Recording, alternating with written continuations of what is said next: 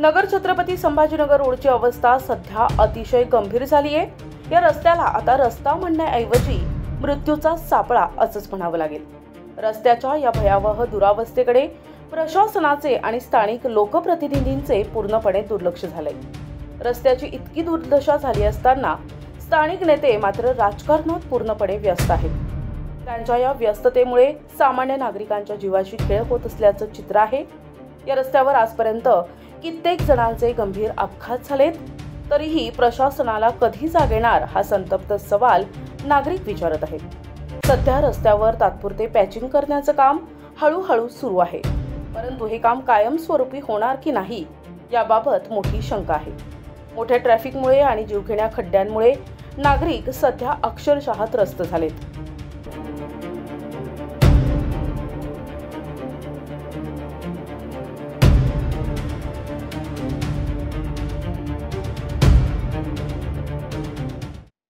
NTV news Marathi, Ahilyanagar.